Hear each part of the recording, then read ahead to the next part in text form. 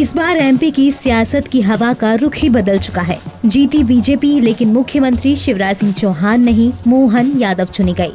तो जब कैबिनेट मंत्रिमंडल के विस्तार की बात आई तो सबसे ज्यादा चर्चा ज्योतिरादित्य सिंधिया की साख को लेकर थी। लेकिन इस बार कैबिनेट में सिंधिया का कितना दबदबा दिखेगा, इस पर चर्चाओं का बाजार गर्म होने लगा था। जिस तरह से शिवराज सिंह चौहान को एमपी की राजनीति से साइडलाइन कर दिया गया, क्या यही हाल सिंधिया का भी होने वाला है? तमाम चर्चाएं थी, लेकिन आज मंत्रिमंडल के विस्तार से तस्वीर कुछ साफ हो गई। 28 मंत्रियों ने शपथ ली, जिसमें से शिवराज कैबिनेट से सिर्फ 6 मंत्रियों को ही जगह दी गई।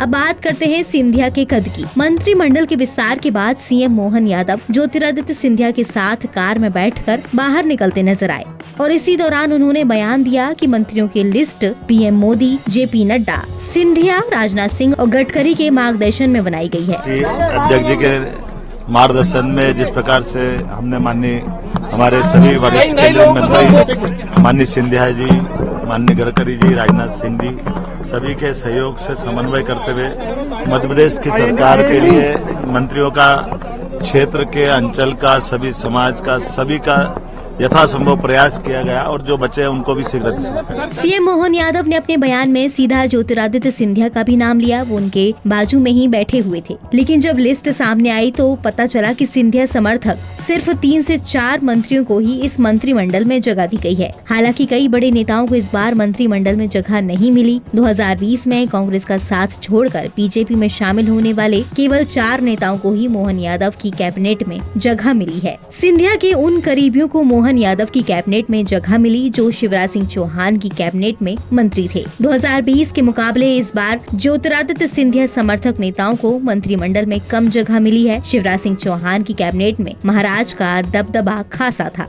मोहन यादव की कैबिनेट में ज्योतिरादित्य सिंधिया को बड़ा झटका तब लगा जब सिंधिया के करीबी और सांची विधानसभा सीट से विधायक प्रभुराम चौधरी को मंत्रिमंडल में शामिल नहीं किया गया। बता दें कि शिवराज सरकार में प्रभुराम चौधरी बतौर स्वास्थ्य मंत्री कैबिनेट में अपनी सेवाएं दे चुकी हैं। प्रभुराम चौधरी को ज्योतिरादित्य सिंधिया के पिता माधवराव सिंधिया राजनीति में लेकर आए थे। 2023 के विधानसभा चुनाव में प्रभुराम चौधरी ने जीत दर्ज की। प्रभुराम चौधरी पहले कमलनाथ की कैबिनेट, फिर शिवराज सिंह चौहान की कैबिनेट में मंत्री रह चुके हैं। सिंधिया के करीबी माने जाने वाले 3 नेताओं को मोहन यादव की कैबिनेट में जगह मिली। प्रद्युम्न सिंह तोमर, तुलसी सिलावट और गोविंद सिंह राजपूत कैबिनेट में शामिल किए गए। वहीं 2020 में ही कांग्रेस छोड़कर बीजेपी में शामिल होने वाले एंदल सिंह कंसाना को भी मंत्री बनाया गया। अब कंसाना को भी सिंधिया का करीबी माना जाता है।